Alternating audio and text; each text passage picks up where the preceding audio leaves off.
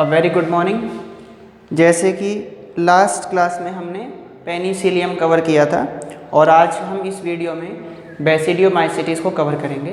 तो आज हमारे पास आता है जो आज का हमारा टॉपिक है वो है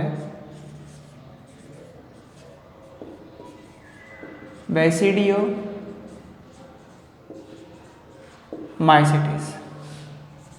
ऑल्सो कॉल्ड, क्या बोलते हैं इसको, ऑल्सो कॉल्ड क्लब फंजाई। और ये बात पता ही आपको, ये एडिबल होती है, जैसे मशरूम हो गया, गैरिकस हो गया, ये पॉइजनस भी हो सकती है। ठीक है, अब इसमें हम अगर इसमें कुछ स्ट्रक्चर देखें इसका, तो इसके स्ट्रक्चर की बात करते हैं लोग। स्ट्रक्चर की अगर बात करें तो जो बेसिडियोमाइसीट्स है इसमें ये स्पोर रहेंगे ऐसे, ये स्पोर कहलाएंगे क्या, बेसिडियोस्पोर। इन्हें बोला गया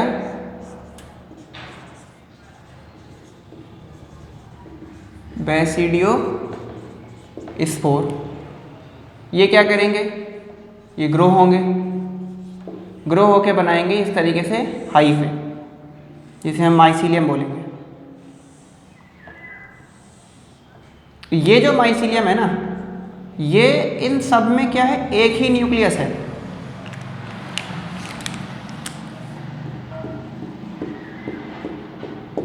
ठीक है, तो ये जो माइसीलियम है जिसमें एक न्यूक्लियस है, ये कहलाएंगे प्राइमरी माइसीलियम। ये कैसे होते हैं, ये होते हैं यूनिन्यूक्लिएटेड। फिर क्या होगा, ये माइसीलियम फ्यूज कर जाएंगे यहाँ पे, तो फ्यूज्ड करने से अब इसमें हर एक सेल में क्या हो जाएगा, फ्यूज होने पर हर एक सेल में आपको दिखेंगे अब 2 न्यूक्लियस। तो यहाँ पर इसकी हर एक सेल में 2 न्यूक्लियस होंगे। तो जिसमें एक सेल में 2 न्यूक्लियस देखे जा रहे हैं, ये कहलाएगा सेकेंडरी माइसीलियम।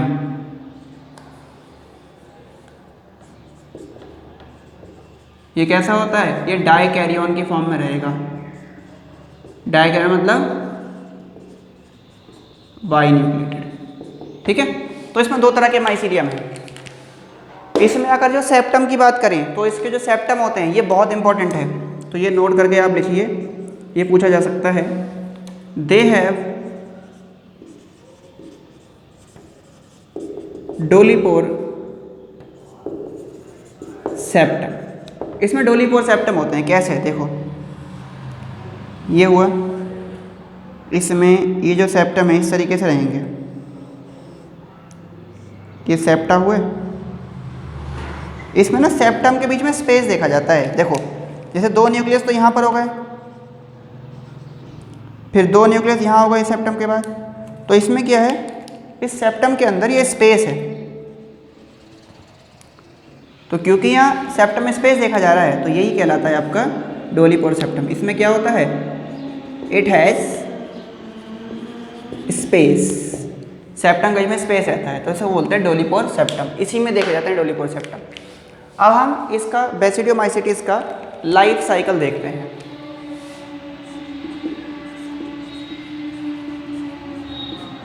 लाइफ साइकिल, तो देखिए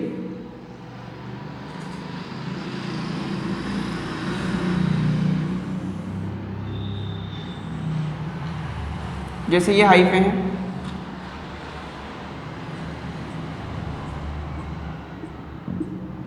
या माइसीलियम है, इसमें सबसे पहले क्या होगा, इसके ऊपर एक बल्ब बनेगा,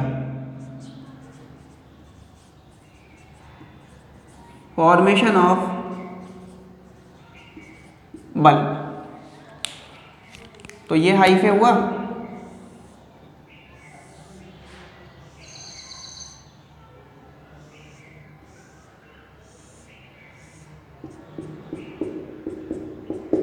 इस हाइफे के ऊपर ये बल्ब बन गया ऐसा। ठीक है। अब क्या होगा, इस बल्ब में सेपरेशन, डिप्रेशन आएगा और इसमें सेपरेशन होगा। तो नेक्स्ट स्टेप हुआ depression and separation in bulb. तो बल्ब में डिप्रेशन और सेपरेशन की वजह से ये कुछ इस तरीके से शो करेगा स्ट्रक्चर।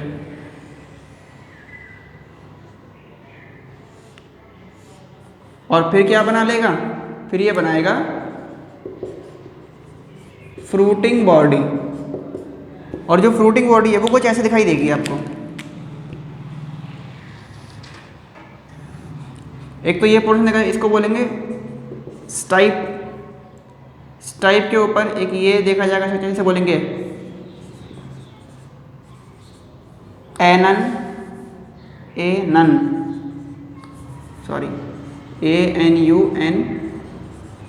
ANUNCULUS, एननक्यूलस। और इसके ऊपर ये क्या बन गया है,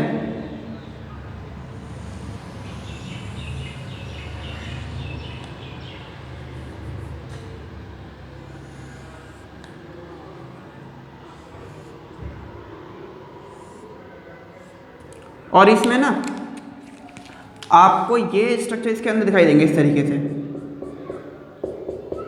ये इसके नीचे की साइड दिखाई देंगे। ठीक है, इन्हें क्या बोलेंगे, दीज आर कॉल्ड गिल्स। अब हम इस गिल्स को ही देखते हैं। गिल्स को अगर देखेंगे तो गिल्स में क्या दिखाई देगा आपको, गिल्स में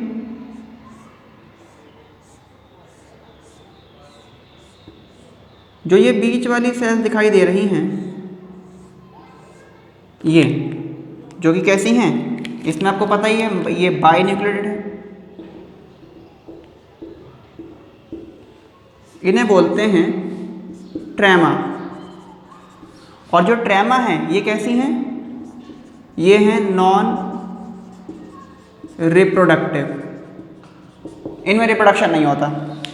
इसके बाद या एक काम करते हैं, इसको ना गिल्स को हम यहाँ दिखाते हैं नीचे की तरफ।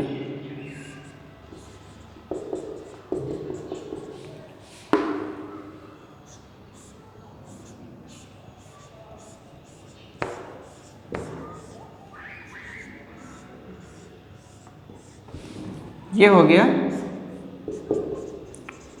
ट्रेमा। और ट्रेमा कैसी हैं,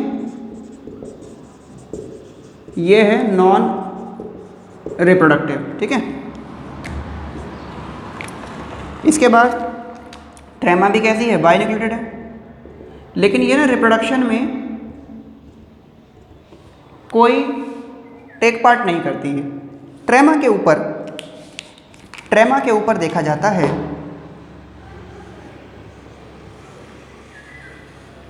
दोनों साइड पर रहेगा। ये क्या है, ये भी रिप्रोडक्शन में कोई टेक पार्ट नहीं करेगी। इसे बोलेंगे सब हाइमेनियम। दिस इज कॉल्ड सब हाइमेनियम। और सब हाइमेनियम के ऊपर ये रहेंगे घुंटू से ऐसे, ये इस तरीके से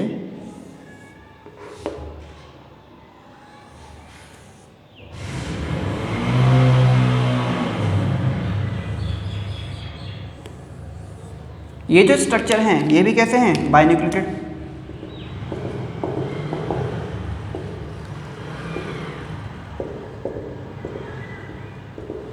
इन्हें बोलेंगे हम क्या, इसे बोलेंगे हम इस पूरे को, ये पूरा या ये पूरा, this is called hymenium. Hymenium ये आएगा, हाइमेनियम। ठीक है, और यही रिप्रोडक्टिव पार्ट है इसका। हाइमेनियम का हर एक स्ट्रक्चर जो है, ये एक स्ट्रक्चर ये कहलाएगा बेसिडियम। ठीक है, बेसिडियम के ऊपर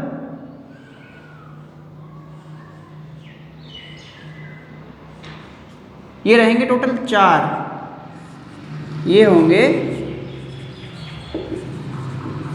बेसिडियो स्पोर। और याद रखना कितने होंगे ये, 4 होंगे हमेशा नंबर में, ये हर एक के ऊपर रहेंगे। अब देखो क्या होगा, अब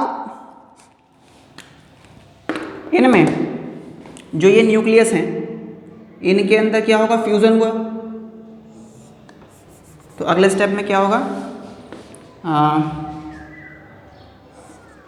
इसमें हुआ फ्यूज़न ऑफ न्यूक्लियाई एंड फिर क्या हुआ, डिवीज़न टू फॉर्म 4 स्ट्रक्चर, इसमें से 4 स्ट्रक्चर बनी, विच enter into each basidio spore में चला गया है। यानी कि मैं इसको कुछ ऐसे बना सकता हूँ, और हर एक स्पोर के अंदर क्या आ गया, हर एक स्पोर के अंदर आ गया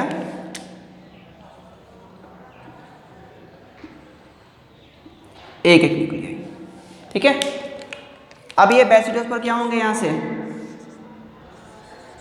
सेपरेट हुए and grow to give new fungi, ये नया फंजाई बना देंगे। ठीक है, तो ये हो गया लाइफ साइकिल बेसिडियोमाइसीटीज का। तो इसी के साथ हमने बेसिडियोमाइसीटीज भी कवर कर लिया, ये हमारा ख़त्म हो गया। आप इसे नोट करें, फिर हम कुछ डिटेरोमाइसीटीज के बारे में बात बताएंगे आपको। ठीक है,